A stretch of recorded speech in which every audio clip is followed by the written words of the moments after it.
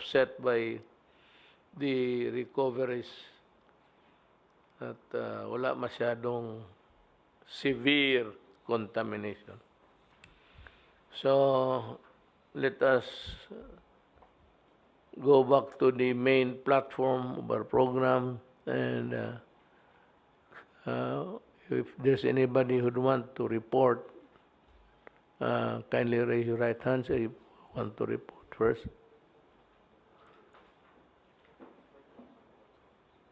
Kasi wala,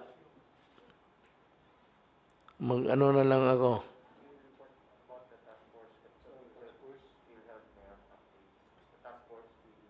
Hindi, unahin ko na muna itong si ano.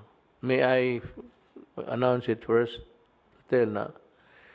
Ito bang si Pemberton, ito yung American serviceman na nakulong.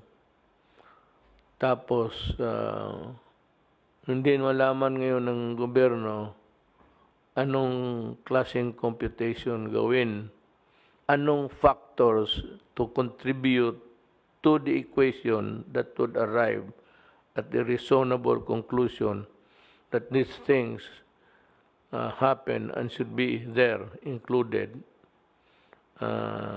sa pag-compute. Alam mo, I am not favoring anybody, neither Pemberton nor the family. Pero alam mo, itong gobyerno, may konting ano dyan, dapa.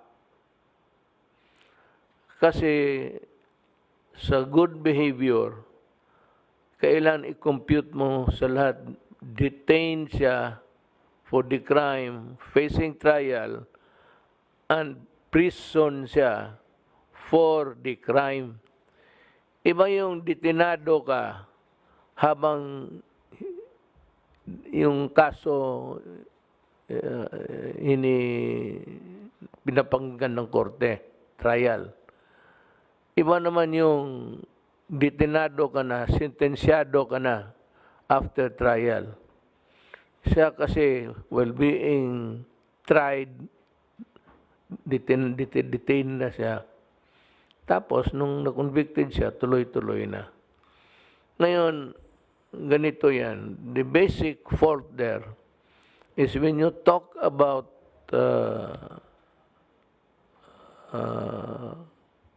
good behavior, lahat na kwentahin mo. Ngayon, kung hindi mo kwentahin, may kasalanan ka rin because they say that it is part of your being in prison. Sa ayat mo sa hindi, nakakulong ka rin. So you are a person deprived of liberty. Ngayon, ang pagkwenta, hindi alam nila kung kasali ba o hindi at may record. Eh, walang record kasi yung lugar, alin doon na nagdetenado si Pemberton, sa Marines, sa garrison. Ang Marisons never kept a record of hindi trabaho ng Marines yan na magbantay kasi hindi yan sila BJMP o taga Muntinlupa. BJMP noong hinihir pa yung kaso. Muntinlupa, yung sa loob na taga Muntinlupa, iba yan. Tandaan ninyo ito ha, yung detenado ka pa lang, hinihir yung kaso mo, BJMP ka. Hindi ka makakulong sa Muntinlupa. Ngayon, kung matapos na ang kaso, sentensyado ka, bibitawan ka na ng BJMP, ibigay ka na doon sa mga Muntinlupa personnel. Yung ngayon, yung kaso sa pagkapreso niya, wala silang record.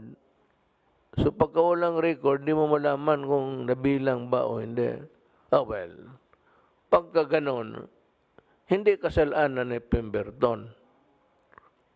He is not required to keep his record of his own uncharacterized his behavior there inside while in prison, detenado for the hearing. Na yung nasentensihan na siya, napunta na siya ng Muntinlupa, mayroon naman mga hindi na mga Muntinlupa personnel. Doon nababantayan na sila. Ngayon, ikakwenta pa ba yung ano? Ang problema nito ganito. Sino magsabi ngayon na noong detenado siya, nagkakalat siya sa loob, sumisigaw siya, o sinisira niya, destroys things? Wala eh. Kasi walang listahan. Wala namang nakalagay doon because wala talaga. So it is not the fault of Pemberton na hindi na na-compute because we should allow him the good character presumption. Kasi wala namang nag-report na Marines na nagsabi nagwawala siya. The Marines could have reported, if it were otherwise, to the Secretary of Justice or to the police, to the PNP, na itong tao na ito magulo. Parang lasing, araw-araw, nagsisigaw. Gano'n. So, yung presumption, kasi wala namang sumbong, di wala ginawa yung tao masama. Na in fairness, tapos na yung kwintada, he was recommended to be released. I-release mo. Kaya, isip-isip ko, nakikinig lang ako sa newspaper, pati sa radyo. Sabi ko, it is not fair. Hindi makatarungan. So, sabi ko kay Justice Secretary Midjaldia, pati ang Secretary of, tinatawag ko sila dito ngayon. Kanina, Mindardo Guevara. Sabi ko, it's my decision to pardon. Correct me if I'm wrong. But ito ang tingin ko sa kaso. You have not treated Pemberton fairly. So, i-release ko. Pardon. Pardon, walang maka-question yan. It's, wala talaga. It cannot be questioned anywhere. And it's not because of that I pardon Pemberton. Kaligaya ko na lang magpakulong ng mga buang mga gago. But you know, if there is a time where you are called upon to be fair, be fair. Be fair. Ngayon, sabi mo, Duterte, fair ka ba dyan sa mga drogista? Be cruel. Be cruel. Putang ina ninyo, sinabi ko ng letse kayo. Sinisira ninyo yung bayan. We would like now to go to the report of the Secretary of Justice, Justice Guevara. Yung update niya doon sa PhilHealth. Sir, go ahead, sir. Thank you, Mr. President. This afternoon, we called our very last resource person or witness in the ongoing investigation of alleged PhilHealth anomalies. I was there when I was called to this urgent meeting with you. But we expect that all our hearings will be concluded today, this evening, Mr. President. And since that particular resource person or witness is our last one, then starting tonight and the rest of the week, we will be consolidating and analyzing all the information and evidence that we have gathered through 7 hearings conducted by the task force since we formed it upon your instructions. So by September 14, Mr. President, that's on Monday, we should be able to submit to you our report and our recommendations, including the possible filing of administrative and/or criminal cases against persons in PhilHealth who we shall find to be probably responsible for certain anomalies or irregularities. Meantime, Mr. President, the various composite teams that the task force created comprised or composed of representatives from the NBI, the AMLC, the PACC, and some other agencies which form part of the task force will continue, Mr. President, with building up the cases, because what we did during our hearings was basically to get a bird's eye view, an overview of the problems obtaining at PhilHealth, but the matter of building up actual cases will probably require more time because we've got to gather the actual evidence, procure the necessary witnesses to support the complaints.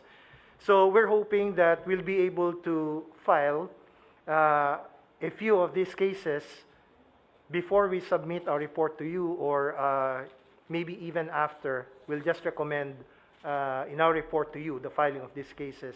But the actual filing may happen, Mr. President, after the submission of the report, because of this need to make sure that any complaint that we are going to file will be backed up by competent evidence. So that's what our composite teams are doing right now. And even after the submission of our report to you, Mr. President, even after the term of the task force is finished, we intend to continue this investigation being conducted by composite teams, not just by the COA or not just by the NBI or not just by the PACC, but a joint effort of all of these agencies, focused and coordinated, so that a proper build-up of cases can be done. We're very happy that the new president and chief executive officer of PhilHealth, whom you appointed recently, was a former NBI director. And we hope that with him there, it will be much easier for the composite teams of the task force who will continue investigating to be able to do their job more easily with former Director Giran at the top of the agency. So that's what we intend to do, Mr. President, for the rest of the week. And we hope that you will have the report in your hand at the latest on Monday, September 14. That's all for now, Mr. President. Okay, thank you. So it's a report that is expected with so much enthusiasm, actually, for those who are in the right thinking of what is right and wrong. Anybody else would like to make a report at this time? Kung yes, Secretary Lorenzana.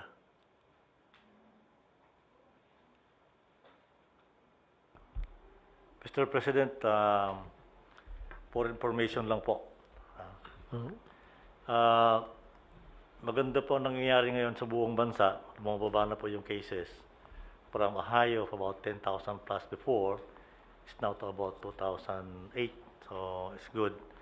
Ang ginagawa po ng task force ngayon ay iniikutan namin yung mga lugar at tinitingnan yung kanilang mga ginagawa.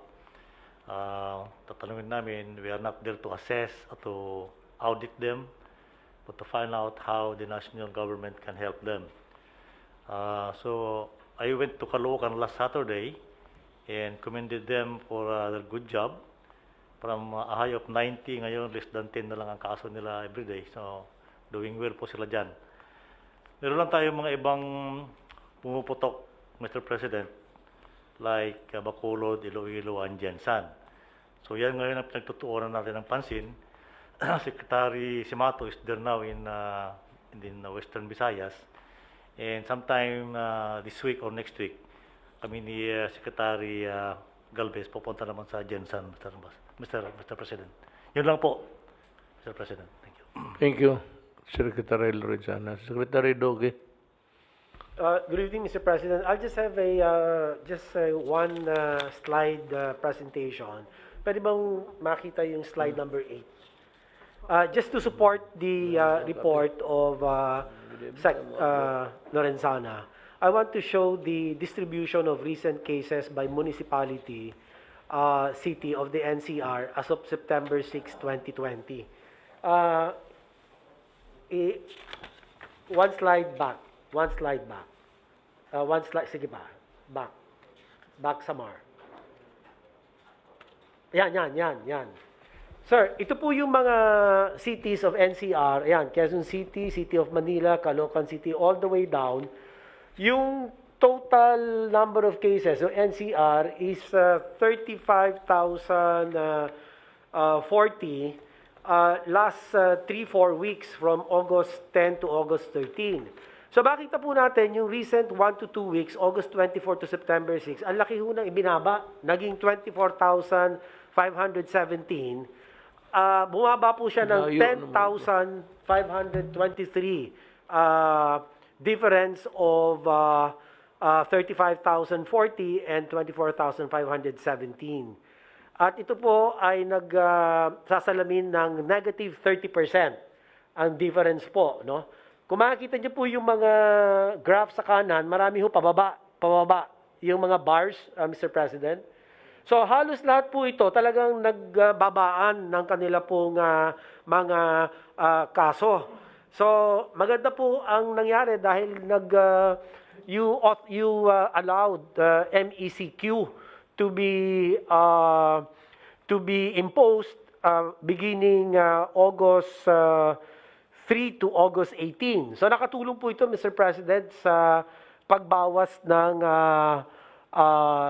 contact rate, transmission rate, at kaya naman po makikita natin ay halos yung difference doon sa growth in cases, puros negative, except for just one place. Actually, wala nga. Lahat talaga bumaba ang number of cases, Mr. President, without exception. So all the cities and municipalities, well, just one municipality for NCR, malaki ho ang binaba. Yan o, negative 30% ang change. So, yung pong pumayag po kayo, Mr. President, ako po yung nagpapasalamat dahil kung hindi po sa inyong modified enhanced community quarantine, baka hindi po natin nakamit itong malaking porsyento ng pagbaba ng mga kaso sa mga naturang lugar ng NCR. So, yan lang po, Mr. President, ang ibig ko pong bigyan diin. Thank you, sir. Thank you, Secretary Duque. I think this winds up our discussion for today. By the way, Secretary Duque, this is not the time for you to resign. Hindi pa panahon mag-resign. I've heard stories about you going to resign. I have full trust in you. Ang akin lang naman yan, yung corruption. Wala ka doon sa tinignan namin yung papel. Unless there's a specific finding sa batas. Sabihin mo lang sa akin. But as of now, I have full said. There's an investigation going on. Let it be. If you are not guilty of corruption, ang kalaban ko lang ho yung corruption. Well, let us see doon sa yung negligence mo. Pero, if you handle a big organization, I had a chance when I became mayor and then president. Talaga mag-negligent ka kasi hindi mo mahabol minsan And sometimes wala yung papel. So these are the things that sabi ko sa'yo, that one that really matter to me. What matters is yung corruption. Pero kung hindi ka corrupt, wala ka namang, you do not have any reason to resign. Thank you very much, sir, for your continued trust. Mr. Secretary, we're on the same boat. Actually, alam ko ang trabaho mo. Me, even an appointment, sometimes I want to take a look at the background of the... Sa military lang ilan yan. Pag i-promote mo yung isa, there will come a time na i-promote mo lahat. Promotable na eh. Kasi nababakante na. Promote na yung nag-retire. So marami yan. And sometimes yung mga kay Dominguez na papel about itong mga contract of loan, binabasa ko talaga yan kasi I do not delegate it to na hindi makaya na ibang presidente na pagka may initial na yan, ibig sabihin okay na yan. Eh ako raw hindi. Binabasa ko yun talaga sa kwarto at ako lang man mag-isa. So wala akong katulong yan. Minsan na nakatulog ko. Sometimes abutin ako ng alas 6. Pagka sabihin na nag-pile up ng review ko, basahin ko. Sometimes the earliest is 7 o'clock. Bago ako matulog, magkain ako ng breakfast. Ganon ang, kaya naintindihan kita. It was just a negligence of the coming up with the papers on time. Tingnan lang nila muna trabaho natin. Yung madali man magpirma, kung pirma lang, ang pirma mo kung puputok yan sa mukha mo. Di ganoon. Pareho tayo. Pareho.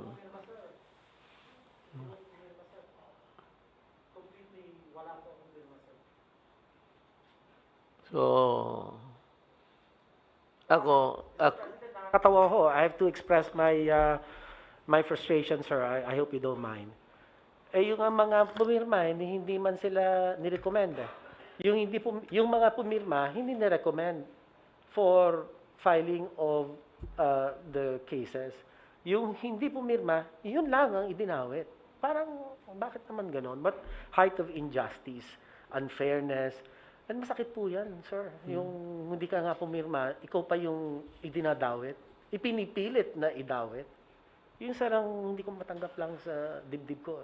Hindi ako nakakatulog ko dahil dito, sir.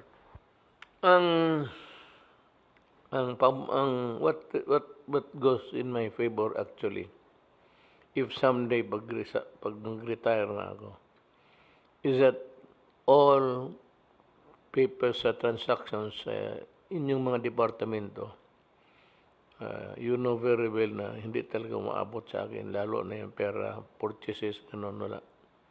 Wala, hindi tayo ayaw ko talaga. That has been the rule that I have imposed on you.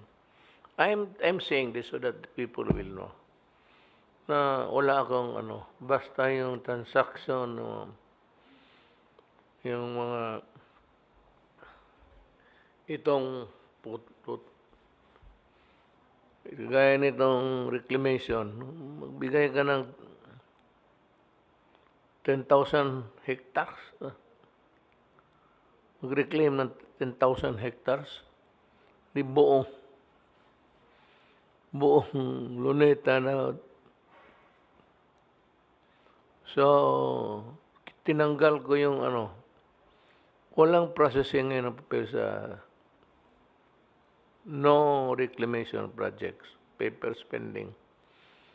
Independent because in-archive ko, shelf. Kasi wala akong balak na mag-approve ng bahala na pagkatapos ko, pahit sila. Pero wala akong dyan sa lakaran lakaran. Pag maamoy ko, wala na. 10,000 hectare, shit. 10,000 hectares ata. Hindi square meters.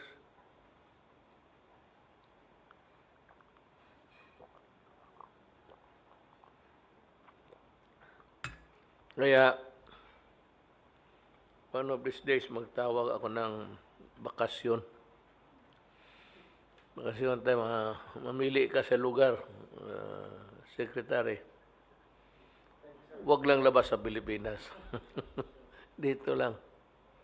Maybe we'll visit Spratly. But we will also invite the Americans to come along. Going to a sightseeing tour. Nga pala yung sa China may bago ng ambassador. So I hope everything will be the same as is. So, US pala, US. Ang China, hindi ko pa rin na I have a meeting pa sa kanya. Okay. Hindi ko pa na yung China. Kaya ako nagkamali kasi hindi ko pa nakita yan. So, we will have I have a dinner, I think, with him. Si Kim is out. So, yun lang naman siguro for today. Let's go back to work para tangina yung akin. Bakit ba gano'n lang bigla na lang tinapos ko na to the last. Totoo yan ha, honestly. Makita ninyo yung flow. Wala na, 2 araw, walang ba. Ngayon, kita ko sa kwarto, tinambak, ganun kataas na naman. Ay, anak ng po. Buwisit. Akala ko makauwi ako ng Davao. Ganun nga. 1 week siguro yan. It take me 1 week to review. Ang matagal yung kagaya ng I want to know the background of the appointee. Lalo na military, ganon. Gusto kong titignan. Papakuha ko pa yung papel. Matagal pa magdating sa akin. May rerouting, may route eh. May rerouting route, so matagal pa magdating sa hintay. O some additional papers to convince me na ganito. I would like also to reiterate again, dalawang Bongo pati Bong Medialdia. Yung ko na kindly agree with some of the newspapers, the leading ones, for our space, mga 3 pages yan siguro, yung projects ng irrigation, Department of Public Works and Highways, Transportation. Although wala akong sa mga sekretary, gusto ko lang malaman anong project. Tapos kung another, yung bidder kung sinong nanalo. That's another set of, maybe in 1 page, under negotiation, the next page is, baka may, gusto ko malaman sinong mga contractor nanalo. Marami ako sa lista, may listahan ako dyan sa mga demonyo na yan. Malaman ko ngayon kung malaman ng tao yung estimated project, tapos magkano ang winning bid, to whom it was awarded to, and for how much. Yan that will be a on and on stories for the last 2 years. Gusto kong malaman sinong nag-dive. Kaya kung nag-dive, if it's a 50 million, deny mo ng 30, may konsabo yan. So what do you expect of a 30 million project? Tapos 50 million, dive mo ng 30. Something must be terribly wrong there.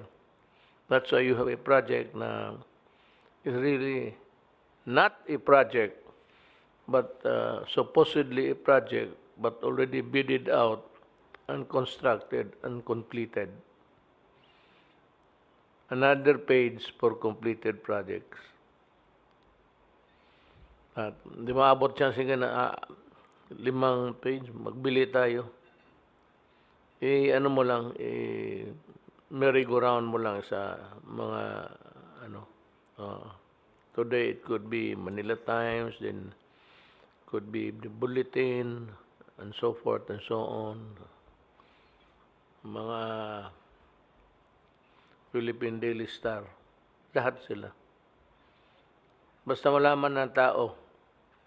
So, ngayon, malaman ninyo kung magkano ang mga binibid na projects at saan. At ang importante magkano. Nalo at ang kompleto. Para makita mo ninyo, puntahan ninyo, makita ninyo kung anong klaseng project ginawa. That is the rule. Anything else, Lana? Yes, Secretary Galvez. Sir, when we visited Iligan City and also the areas of Lanao del Norte and Lanao del Sur, and also the part of Region 10, we met the different